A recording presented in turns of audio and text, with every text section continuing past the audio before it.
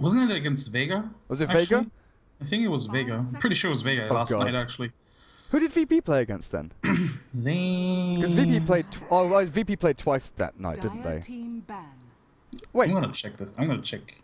I'm 100% sure, actually, that it was Vega that they tied against. Please tell me I'm not going crazy. Please. Because they beat the Magnus. Magnus. Power Rangers had Magnus on a rise, and they had a Slark as well. Not Magnus. I keep calling it. They beat the Brute Mother. Yeah, the Mag. Oh yeah, you're right. Yeah, it was Vega then. Yeah, it was Vega. Virtus Pro tied against Scary Faces, I think. What the hell am I thinking of? No, they won against Scary Faces. Virtus Pro played against Scary Faces and ATN. Okay, I'm just going insane then. We've had so many games. Honestly, I'm just really dumb. Just blame it on the break. There's a beanbag down here. I've been lying down on a beanbag waiting for this series to start. Oh goodness. Okay. So Power Rangers, I mean, Virtus Pro, Vega, you know, they're both pretty good teams. So I think that the point still stands. They not only won, but they won in style in game number 2 in that series. 4C&L without Swift ending. I'm not sure how much this will affect them because, you know, the core of their lineup has always been really EGM, Bambo, and Pycat. Saxa, no, we're not taking anything away from him. Very solid support player, but the real strength of their team lies in the other players. But Power Rangers. I think that 4C&L they'll run into a bit of an issue just because of like roles, just because Nikwa is an offlaner, right? I think he also used to play support as a stand-in sometimes for Alliance, but I'm not sure if he feels comfortable playing, say, like a mid lane or a carry. So I just have to assume that they're gonna switch around a bit. I doubt that he's just gonna accept the carry role, but we'll see. I like the draft, however, though. Just looking at the picks, this is a classic. I hope this is a classic. Sexy Bembo Brood Mother. Sexy Bembo, when he was in mouse sports, when he was like one of the... I mean, he's, again, one of the better offlaners in the scene right now. But, yeah, back then, his Brood Mother was feared. Huh. Audio delay. Excellent. Now that's what we want to see. I think, no, I don't think it's happening now. I think it's the cameras. When we've got the studio shot up, but we'll see that. We'll see what we can do later on. 4C&L, Bane, Elemental, Night Stalker, a couple of very annoying supports to deal with here. Power Rangers. Now Saxa, he's played not Saxa. Wrong team. Yep, my mind really has melted. I was going to go into this whole thing where Saxa plays a ton of support Lena, and it's going to be really good. But now I'm wondering, where do they put this Lena? Is it support or towards the mid lane? Because Queen of Pain doesn't feel like, you know, a Tron safe lane hero. He's more the, you know, like Slark, Slaughter, or Wraithkin kind of guy, right? Yeah. I just assume that it's going to be a Rise on the Queen of Pain. I think that's much more standard. But, you know, a Rise, sometimes he just thinks crazy Rise things, and then he pulls out a Magnus, and then he does the Rise things. So, I think that's the beauty of picking up the Queen of Pain so early, right? You don't really, you're not tied to a lane or any sort of like composition. You can still run in the off lane, even if you want to run in the safe lane. I mean, we've even seen support Queen of Pain from Alliance, so technically everything is possible, and that's the beauty of picking. And see, they go for the Ember Spirit, so that's like even more versatility. They can rotate things around. Okay, I think they go stock standard. You know, Ember Spirit safe, Queen of Pain mid.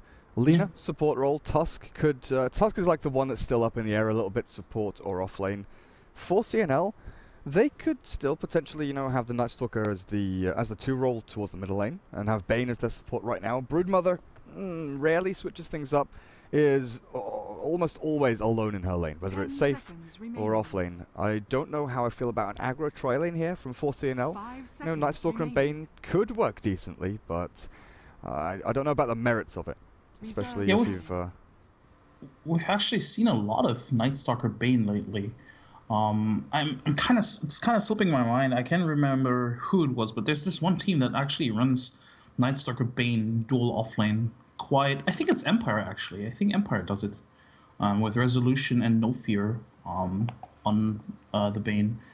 It's okay, but I feel like against the Lena, maybe not so much, just because Lena is really annoying in lane to play against.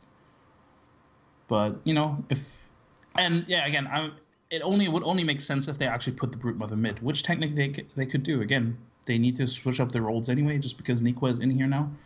And Sexy Bamboo certainly feels comfortable with that Brute Mother, whoever he plays.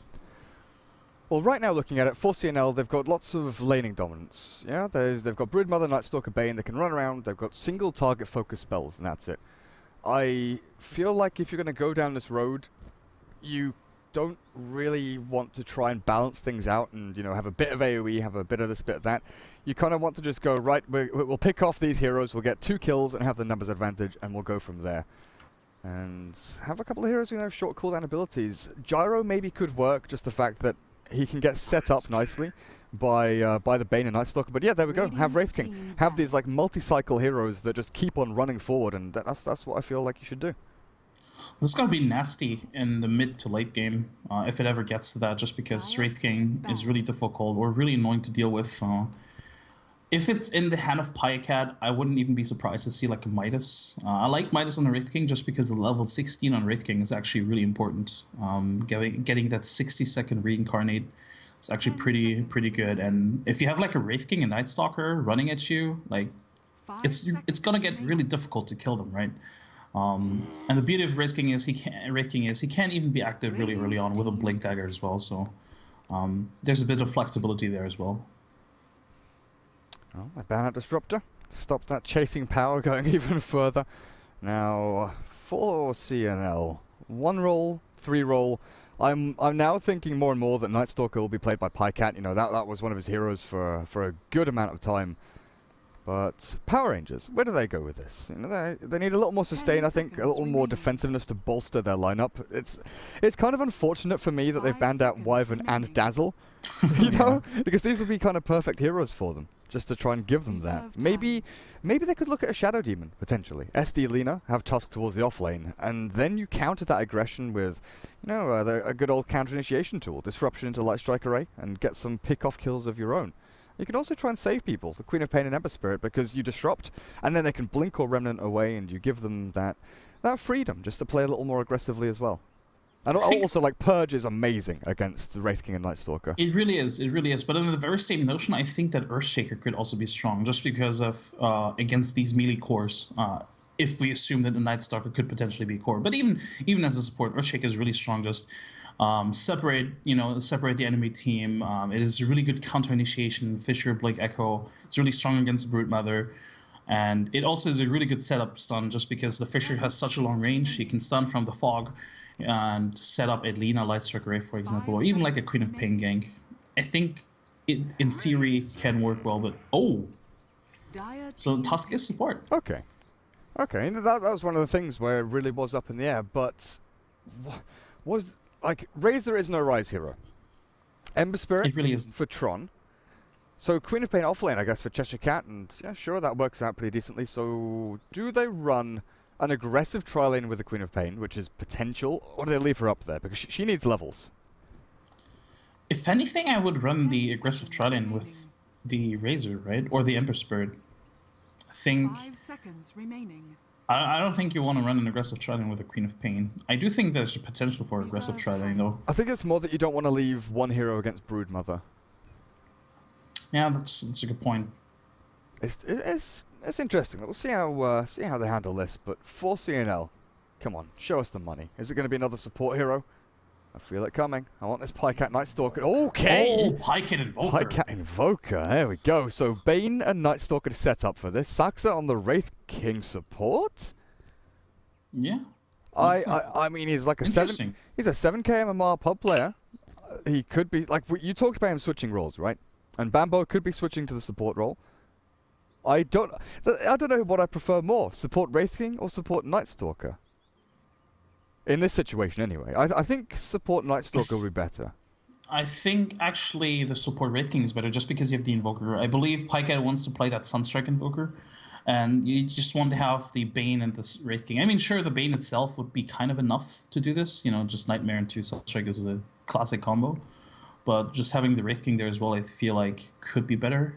And you're also a bit more aggressive. I feel like if you have Wraith King and Invoker as cores, I think you're too passive early to mid-game-ish. Okay, let's see. Items. No, don't pause. I want to see what items people are picking up. Come on, get it together. And so it begins, the great pause of our time. Defense of the pauses.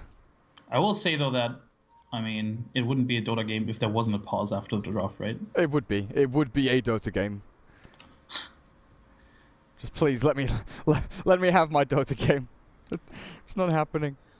But yeah, that is really Pycat Invoker. I mean, it is one of his signature heroes. He used to run it a lot. He's definitely very well versed in playing this hero. He doesn't have any good items for him though. Yeah, that's actually what I kind of wanted to lead up to. Like the fact that even though this is like one of his signature heroes, he actually manages to have like the crappiest cosmetic items. Like this has to be a Smurf account. There's no way he only has these items. Like, come on. What? Where's his immortal hair? Like really? Exactly. Like, Where's the immortal hair? Where are the pauldrons of the pointy sky-reaching pauldrons? What the hell they're called? The shoulder pads that reach up to the heavens. Where he doesn't have Forge Spirit cosmetics either. This is like the least pimp invoker ever. Like this is a disappointment, honestly. Well, we'll leave it down to his play. We'll see. We'll see if he makes up for it with some. And it's a support Night Stalker. Okay. I believe he has boots. Yeah, he started with boots. Saxa has a stout shield. So, and it looks to be an aggressive sort of like Trident situation. Does it actually? I don't know. Nikwa. Yeah, I think he's gonna go top. Interesting. The fake out. I mean, this was the Bambo special. This was something that he really pioneered. Was the fake out web, where he'd run to the off lane, he'd place the web down somewhere that the enemy could see, and they'd scout out. And then he'd run as quickly as he possibly could back to the other lane across the map, because then the supports would bring sentries, they'd get themselves ready and prepped. But you know what? The Radiant are ready for this. Observer ward is down, so they'll see that Saxa is still around here. I'll keep an eye out for Sexy Bambo roaming around as well. But how are we looking? Arise mid lane on the Razor. He's got Pool Tangos. Bignum. Where are you heading off to? He's just wandering himself around. Tron. He's going up to top. So Ember Spirit with the Tusk up at top lane. Cheshire Cat solo bot lane. And J4 looks like he's wandering himself up to the top as well. EGM and Pycat mid with Obane and Invoker. And Nikwa, yeah, you're right, up at top. Quelling Blade at the ready, one sentry as well to try and de-ward anything that the Radiant do place out. But Saxa and Bambo, a dual lane Wraith King and Night Stalker. I guess EGM's walking himself over here as well. But they've got tons of stuns. Absolutely tons to stop this Queen of Pain from blinking away. But do they have the damage, is the question. Yeah, I think that's actually the biggest issue here. I mean, yeah, sure, you have like a Sleep, even like the Void, but it's not enough burst to actually kill her, I feel. They need to consistently harass her to actually make that happen. And I like this laning stage coming out from Power Rangers, to be honest. Again, the Queen of Pain should be mostly fine here, I think, unless Cheshire Cat overextends. The tri-lane top sort of like keeps the Broodmother in check, and the Razor, I mean, this is such an... Oh, Sunstrike, Void, they've got a bit of damage ticking over, but not enough. 40 health and salves up. I just kept flicking back and forth between top and bot because Nikwa was getting a little bit too big for his boots. The Radiant Sentry is scouting him out, but he's playing it well so far. The thing is, if he gets his Sentry down here, it's Obs and Sentry. And yep, he's got it. Nom nom nom. Gold and oh, Bambo, they're diving. They're diving Cheshire Cat. Oh, he has Blink though. He's still... Oh, there's even a TP coming out. Who's this? Tusk? Cancels his TP. Doesn't want to leave the Broodmother up here against two heroes. But the thing is, Cheshire Cat is being forced completely. They're eating through. No, they're not. They can't. They don't have enough. They can't get in there. He tried it. He tried it. They're still looking. He's going for it, honestly. You can't do it. Ouch. Oh God. Oh. Bambo. It just feels like... Did he hear that? No, he didn't. He doesn't know. It's one of those situations like Jaws, you know. Bambo. He's such a sneaky little devil, just, you know, creeping up on you. Getting up in there. Top lane, Nikwa. Oh, stun misses. If that had hit, that would have been a kill. Flame Guard. Burning through this HP he of knows Nikwa. where Nikwa is going. Worthy tribute. Sentry's down. I really like this laning stage coming out from Power Rangers. This is like such an easy matchup actually for Rise. Look at his last hits. 8 denies. Pycat is not getting anything here. And this... Oh, Cheshire Cat. What the hell? They're like... they're dedicating 2 supports for this. He doesn't have a lane. Like the Queen of... This is the thing, when I was talking in the draft about Queen of Pain maybe going off lane and maybe going in like a dual lane, tri-lane situation. The one big glaring problem with Queen of Pain in any position other than safe lane farming, solo or mid-solo, is that she really does suffer from lack of levels. Oh, they're going mid. Nightmare to set it up. Sunstrike and Alacrity. Oh god, they've got tons of damage. Arise. There's nothing to stop him from dying. Cheshire Cat comes in to try and help him out, but he might die himself. He's keeping the blink just in case, but look at the damage he's taking. Blinks away again with about 30 health. And from the side, Big Num. Hello. He's got the snowball, but now it's Power Rangers that are really lacking the damage. You might want to check your mic threshold in Dota TV. Someone said that might be a little bit too low. Oh no! Okay. No! Really? Damn. There's no vision there. Pyket too strong. How did he know? It's Pyket, man. Queen of Pain pings it out. How did he know? I think this is where you just post or spam VAC into the chat. Into Twitch chat. I mean, okay, I'm gonna keep my eye on the stream because he can't have Forge Spirits. Like he actually does not have a point in Qua, so he can't have a Forge Spirit scouting it out. There's no vision there. Interesting stuff. Interesting stuff. Pycat, bloody hell, what a god. 2-0-0, boots null, and his Gloves of Haste, so getting very quickly into that Midas. Up at top lane, Tron. 22 and 9, so they're doing decently against this Broodmother, but she's going to start picking up pace very quickly. Soul Ring and level 4, close to level 5, and this is where she starts to peak in the laning phase anyway. Is level 5, the level 3 spawn Spiderlings. You just spam them out, you keep building them up, and if you look down at bot lane, the Queen of Pain, she's still sitting at level 2, Sark's at level 5. 4C&L, they're out farming, out laning, out leveling. And to be honest, it feels like an outdraft in the laning phase anyway here. Power Rangers obviously do have a little more, wiggle room as it goes later, like you said. Ember, Razor, as well as this Queen of Pain Lena, all of these heroes scale pretty decently as we head on into sort of 25-30 minutes. But if they get, getting to 25-30 minutes, that's the issue right now for them. I will say, though, that I thought the Power Rangers laning stage was mostly okay until that gank happened onto Rise. The fact that the Rise died was actually so big just because it was it allowed Pycat to sort of come back into this laning stage. And suddenly he's actually doing quite fine in terms of assets. He actually caught up a lot. And especially also with that kill on the Queen of Pain. As you pointed out, he's actually getting really close to that Midas. Only 500 gold away. Or 600, I guess. Now, do you remember when we watched Team Alternate? Oh, maybe it wasn't you and me. Play Invoker against the Darkseer? Oh no, I think I was discussing that, yeah.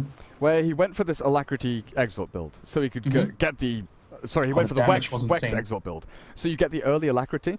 I think we're going to be seeing this more and more often. People used to make jokes about the Wex Exort builds. Yeah, Nikwa he looks like he's okay, and might even just get the kill on J4 with the Spiderlings following through. I'm going to keep my eyes on the Lena. Dragon Slave, is it going to be enough? He moves the Spiderlings back! Lena still dies. Wait, what? My game's... Lena died, right? My game's lagging. Or something. Yeah, Lena died. Lena died for sure. I didn't get a message for it. Bot lane, Wraith King kills off the Queen of Pain. And... okay, weird stuff's happening. Just reborn things. Yeah.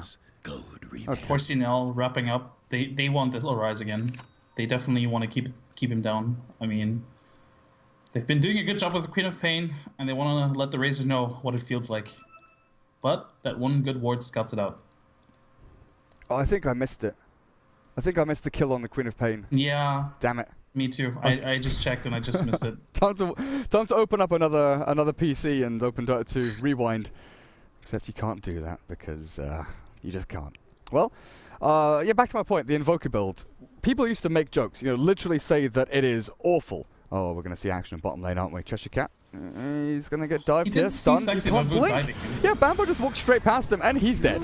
Pycat on a killing spree. 3-0. Now, this build... that's Smite is flying in, by the way.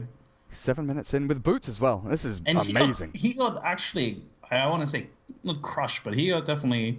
and he definitely lost the laning stage in the first 2, 3, 4 minutes. Until that gank happened, so this is actually pretty good for him.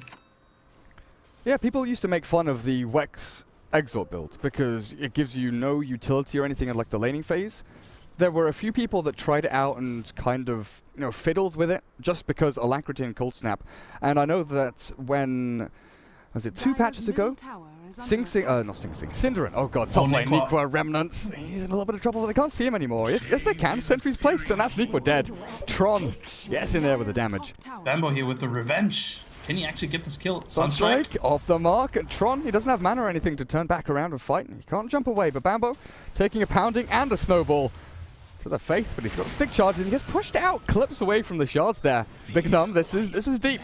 This is very deep. Any TPs coming in here could crush Power Rangers, and here comes one. Wraith King, level 6 Wraith King. He is here and he's ready to fight. Sexy Bambo jukes through the trees and gets out, but J4, you've got a stun, you've got something, you've got death, destruction, and sunstrikes raining down from the sky as Big Num TPs out. There's nothing to stop him. There's no vision from the Bane, and Tron gets himself away. Okay, can I talk about Invoker, please? Game that just kills every time. Yeah, Cinderin called it out like 2 or 3 patches ago that with the change to Alacrity giving like more damage, more attack speed, the change to Cold Snap, where it would become more viable to go for this kind of build with Alacrity very early on. And it's taken a while for people to adapt and realize that it gives you such a massive laning advantage over your opponent, because you can last it and deny creeps from like half health. It's ridiculous. Yeah, and as you pointed out, or the game you mentioned with Darkseid, like the amount of damage he was able to dish out early on, that was actually ridiculous. Especially now that the Invoker, of course, he has gotten a buff in terms of like agility gain, which I think he was very much needed. Oh, bottom, nah, dust hits, but they can't really follow it up. But yeah, Cat hit level 6. Are they really going for this? Gonna get the snowball. Dust wears off, but there's a fresh one from Big Num. It's a bit of a waste. 2 dusts, a ton of mana expended, and nothing to call their own. Oh, Pycat, look at this farm. It's disgusting. 4,500 from the mid lane. Invoker. What a hero. And he's going straight into the Necro book. Interesting. Interesting. Yeah, this is so I expect this sort of like Hani kind of play coming out. Hani, I think, was one of the more dominant invokers that used to do this sort of like split push kind of play on a very consistent level. Just go for the Necro books and then just split push with Necro units and of course the Forge Spirits, which by the way he hasn't used so far, which I find very surprising. Yeah, with the kill power from Sunstrike, you kind of always want it up, and I don't think he's actually been invoking anything else, right? He's just had Alacrity and Sunstrike constantly. I think that's pretty much it, yeah. Those are what he's using, because, you know, not having them available is going to put you at some slight disadvantage in both lane and global killing power for the rest of your team. And Forge Spirits this early on, before you get the double Forge, they're not that useful. You know, against a Razor, who's going to walk up, static link you, and then just kill off your Forge Spirit. You're not going to get any killing potential back onto him with Cold Snap and Spirit or anything like that. So I can understand this. But I feel like it helps you in terms of laning, though. You could stack camps, you can go and control runes, yeah. But it's like, against any other hero I'd agree, but against a Razor it doesn't do that much. Top lane, they really want to go for this. Oh, Bambo's tanky. Is he tanky enough, though? He's got stick charges, he's got a little bit of movement speed, but Cheshire Cat's got the blink. Jumps forward and Saxa. They can't dive it, they realize he has a mango. They see that he's got no mana for ultimate, but that mango really makes the difference. They invested 2 TPs and a rotation from the Razors though for a support Night Stalker. And on the bottom lane, Nikwa is pressuring this tower. I guess it was kind of okay, but I don't think it was really worth it.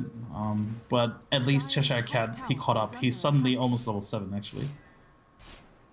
He's still really low on the farm though, and he's actually he's going for this Urn build, which we've seen from Mag as well, I think as well. Sunstrike, yeah, and the slow from the Void arises. He's tanky, but the Splitlings just swarm him.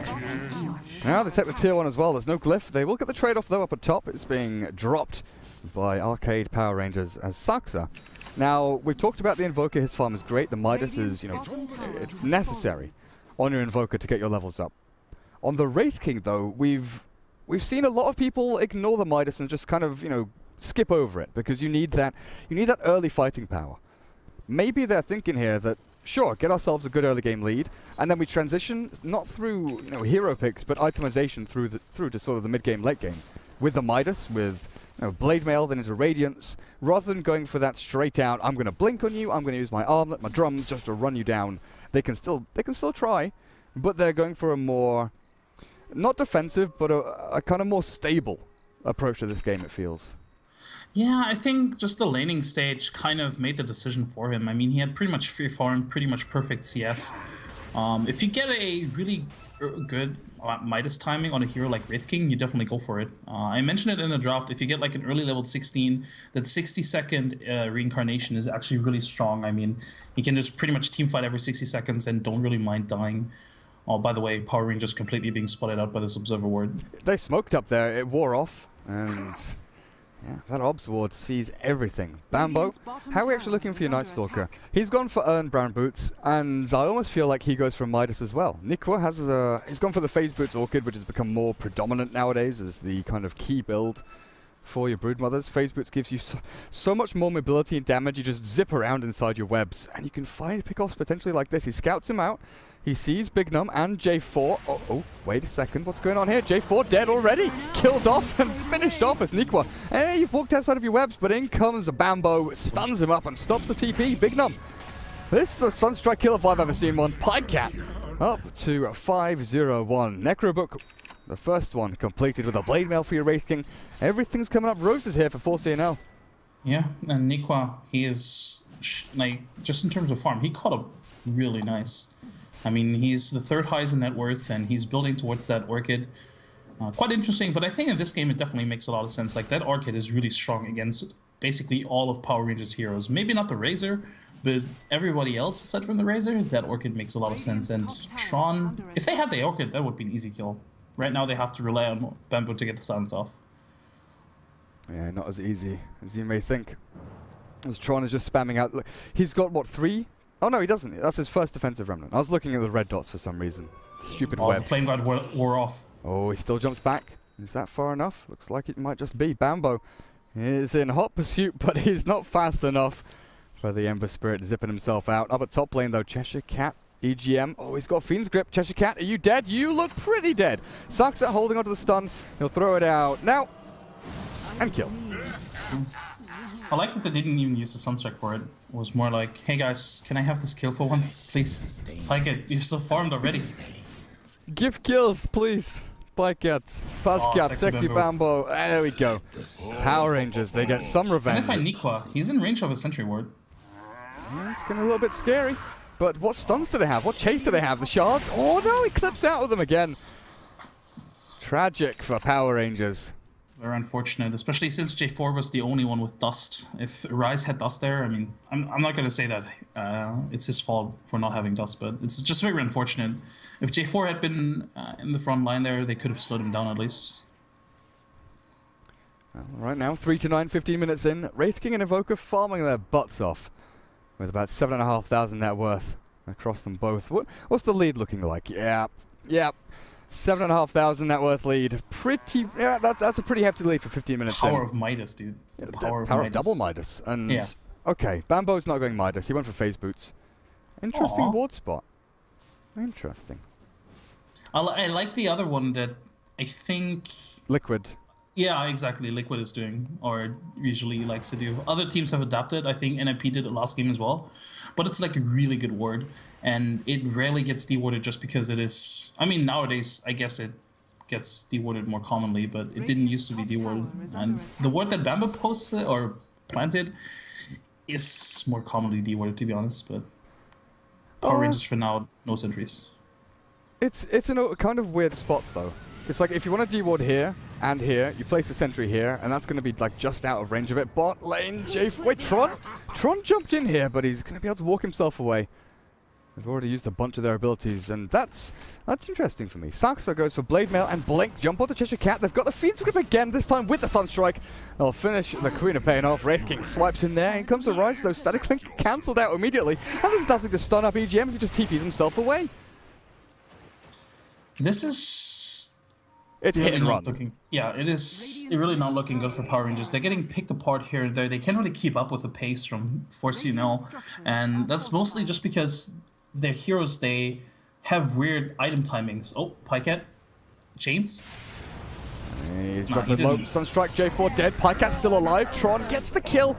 But Saksa should be able to clear this one up with Bambo's help. There's no more remnants. Nothing left for Tron to jump himself away, but the shards, maybe. Lincoln too. We'll give him the chance. Yeah, you're right. There's the blink. Snowball available to save him up. Saxa stunned, and in comes Cheshire Cat. He's got Sonic Wave. That's the first life of your Wraith King gone, and Arai is going to clear up Sexy Bambo. So maybe a little bit too deep here from 4C&L. They lose 2 heroes, but no stuns remaining. And Saxa will TP himself away with his life. They're chasing Tron there. It felt like they had it, but it was just that little bit too far away. They are getting a bigger trade-off, though, in the tier 2 at bottom lane. Nikwa takes that, and there's his Orchid. And this basically negates almost all the kind of like positive things that Power Rangers got out of that trade. I mean, yeah, cool, you get like the Invoker and stuff. That's definitely good for them, for sure. But at the same time, they lose a lot of map control right now. And Nikwa's just, he has his Orchid now, so he can kill the Lina by himself. He can probably even kill the Queen of Pain by himself, and possibly even the Tusk. Tron, I'm not sure, but he's probably going to try soon anyway, as soon as the Flame Blood runs out. Oh, never mind, Tron's just gone. And then if you compare like overall itemization and where the game is going, Arise, Remnant forward onto EGM, he's got his Brain Sap, and he's actually allowing Arise to drain a ton of damage here, but the turn back will allow them to escape. But yeah, you compare like the actual direction that itemization is going for both of these teams. Sunstrike, no, Pycat, waiting for it. Come on, Arise, can you dodge this? Oh yeah, Sunstrike misses, there we go. Yeah, look at the Ember Spirit. Going for Manta style because he knows that Orchid's coming up for the Broodmother. So he's having to adapt outside of his normal means. You know, Battle Fury. I don't know what he just did then, but that was a cock up. Tried to Remnant TP, but didn't work. Oh god, top lane. Queen of Pain. Along with the Tusk and the Lina, kill off Wraith King with that ultimate down. This is why you want the level 16 as fast as possible. Because if it had been a level 16 or a level 3 reincarnation, that would have been up again. It's very unfortunate, but also really good timing from Power Rangers. Oh, J4, you're dead. Oh, bloody hell! Power of Exort Invoker. Yeah, definitely. But yeah, and Necrobook 3 is ready. Ember Spirit has to go away from his, ideal item build. Has to go for the Manta because of the Orchid. The Lina is in a support role, so, Arcane's Yules, that's going to be okay. The Tusk isn't getting the farm that he'd love. There's going to be no Blink, no Arcane Mech, no Greaves, no anything. While the Queen of Pain treads Urn. And now with the Staff of Wizardry, I guess going for a Yule Scepter to stop herself getting destroyed by the Orchid and Razor. Sanju Nyasha, that's like the one hero that's being able to go for a normal build, I guess. Oh, dearie me, they're going to go in on Pycat, they get the shards to block him in, but who's blocked in? Is it the Tusk or the Invoker? It looks like Bignum's going to be dropping here to Bambo while the chase is on over on the west. Remnant back. Tron does not have a TP for another 14 seconds. He's gonna Remnant across. Can he make an escape out of this one? Doesn't look like it. Bambo bearing down on his target. Tron found, cornered, slaughtered. He's gone. He's done for. Out of fuel. But yeah, I think that 4C&L are in like their item progression and item decision comfort zones for the heroes anyway. Every single one of their heroes is allowed to and has been given room to go for the items that they want to, and they like to. Whereas Power Rangers have to kind of change course and adapt every step of the way, and it's always uncomfortable being in those situations. And Broodmother actually solo killed the Razor, which I didn't think was possible, to be honest, but to be fair, Rise wasn't full HP to begin with, so I guess that kind of played into it, but Nikwa, yeah, he's just terrorizing this jungle. And this is like Power Rangers getting picked apart like all over the map. They can't really keep up with the pace that 4C&L is sort of like dictating, and they have insane amount of map control. Like this one Spiderling from Nikwa scouted out the Lina, so he knows Lina's here. There's probably Bignum. He even saw Bignum as well. So rotation coming in. They see everything. They see everything coming in, and yep, Nikwa is actually gonna get rolled into here, but Lina not in position. Nikwa turns to fight. They've got this. It's Ember Spirit jumping forward, but I'm not sure about this. Bignum dead under the Spiderling. Sonic Wave will clear them up, and now the Fiend's Grip is cancelled out. Finger of Death, Laguna Blade even, will be able to drop EGM low, but look at the rest of this. Saxa jumps in, finds J4, stuns him up. Blade Mail bound, and J4 in a ton of trouble as Pycat one-hit kill. Alacrity's up. There we go. Slam down. Cheshire Cat blinks away. Tron. That was brutal. Tron run away as quickly as you can. He doesn't have TP again, just because he TP'd into that fight. 4C&L can't really do anything. Actually, they could TP to the tier 1 and try to fight him, but nah. Like 2 supports for a Broodmother and a Night Stalker, that's kind of worth it for Power Rangers. They got actually Queen of Pain gets 1,200 gold from that. Sure, she killed a whole army of spiderlings, but that's your Scepter done now. So Power Rangers, they've been adapting decently. They've taken down one tier 1 tower though, and once they get the ball rolling, taking down towers becomes easier. But 4C&L going into the Roche Pit now, and Saxa, he's a level and a half away from 16. Like you mentioned, a key pivotal point for this Wraith King. But with Alacrity DD up on him, the Roshan doesn't last long. He's got 332 damage, and he's also very close to his relic. They don't even have a medallion, yet he's like melting underneath this power. And with this, yeah, you definitely give it to Invoker. With this, he can play so much more aggressively. I like the Force stuff coming out from Pycat. Is a really good item against Razor and the Tusk, even the Ember Spirit to an extent. So they can play much more aggressive with this. Speaking of which, Sexy Bamboo, he finds Cheshire Cat. Cheshire Cat should be there's Yules, but there's also Brain Sap. Cheshire Cat, he's got no mana to TP, and he's gonna get it. They're not gonna find him. Big Nom though has been gripped up, and he will be killed off. Bot lane, what are we looking at? Tron and J4 are hiding, scared for their lives because the Broodmother's running rampant through their jungle. They have seen Nikwa though, and they're going to try and wrap in on her, but just look, Spiderling, Spiderling, Spiderling, Spiderling. Nikwa has been immaculate with his Spiderling placement. Everywhere, just catching everyone, seeing every little move that Power Rangers actually wants to pull. And he's actually now pulling the creep wave across with his Spiderling. So nasty. He's doing this on purpose, right?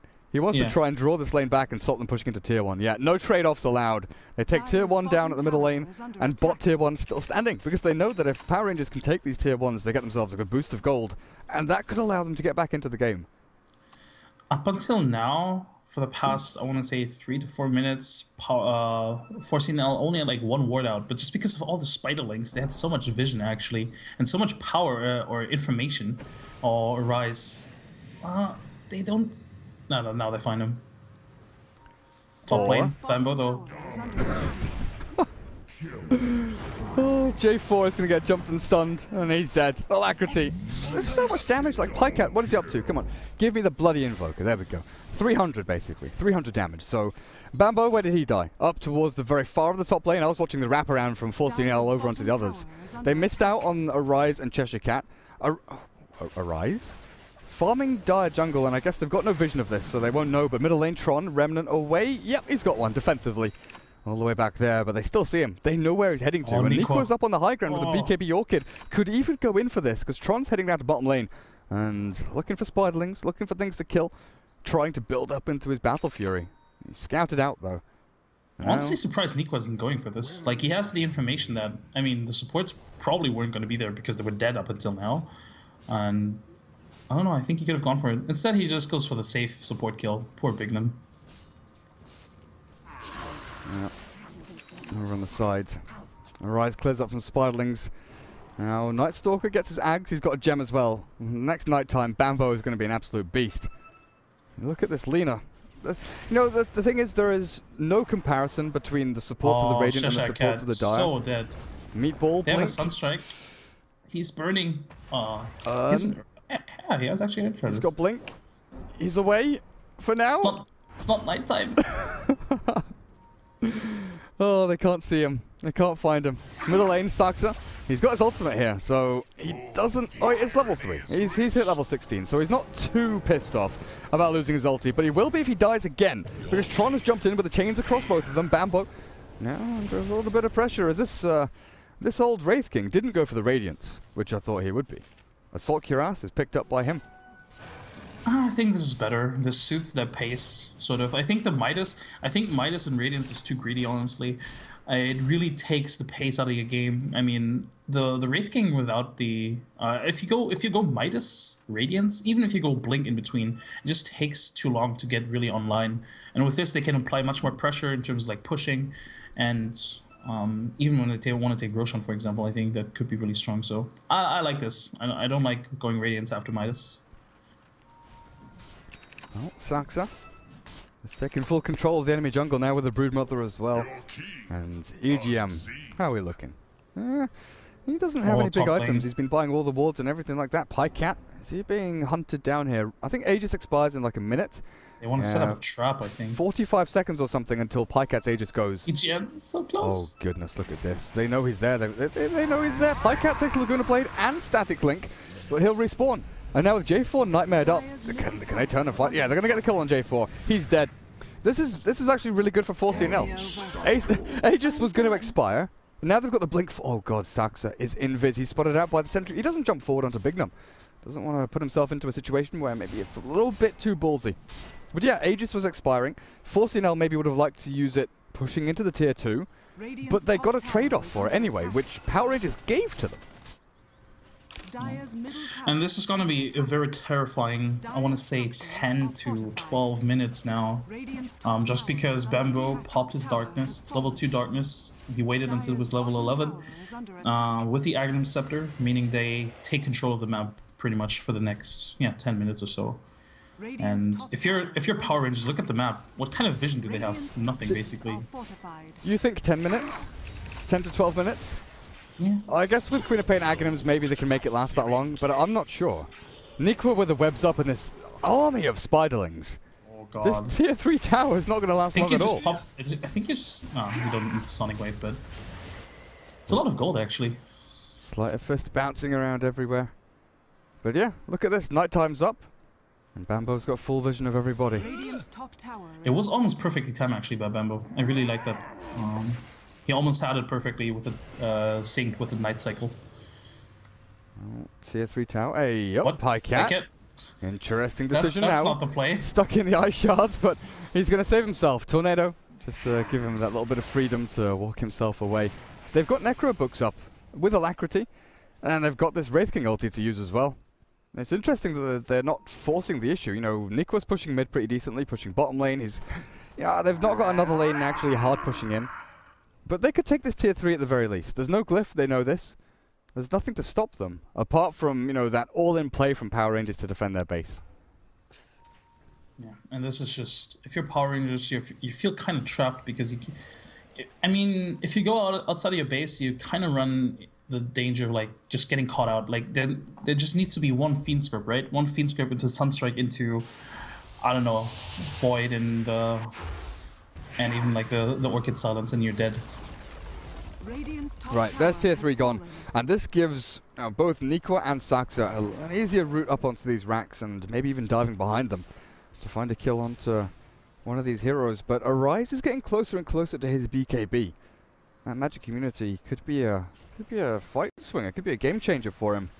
So if he saps all the damage out from the Wraith King and then could turn and fight onto the Invoker or someone like that, things can turn pretty quickly. But if the fight starts like this, where Saxa jumps straight onto J4, takes him down to half HP and he's burnt down. A few more hits will finish him off, but not quite just yet. They take down the range racks. Melee still standing, but Sonic Wave across them all.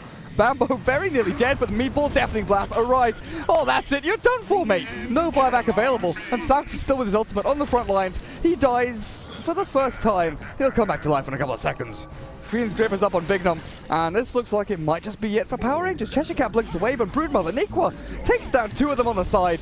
Ember Spirit tries his hardest to sleight of fist through them, but this is what I mean, man. You say 10 to 12 minutes. I was thinking 4 to 5. Yeah, that was just... I mean, what do you do against this Wraith King? You kind of don't want to expend any spells for him just because, again, he's just going to come back to life anyway. And he's actually quite tanky, but at the same time, if you don't, he's just going to pound on you, right? So this is such a big dilemma. The same with the Night Stalker, by the way. If he runs at you, do you really want to expend spells for a support Night Stalker who basically doesn't do anything? No. So yeah, very convincing win by 4C&L, and I gotta say, standout performance from almost basically every 4C&L player as well. Laning phase didn't go well for Power Rangers, but also during the draft they have no high ground defense. We talk about it a lot during drafts when we see it, but we very rarely point it out when we don't see it. But here I didn't really think about it until this base push came in from 4C&L. What does Power Rangers have to stop it? There's no Wyvern, there's no Darkseer, Enigma, Magnus. What do they have? They've got a couple of heroes that can wave clear, and the Sonic Wave, Queen of Pain, and the Lena.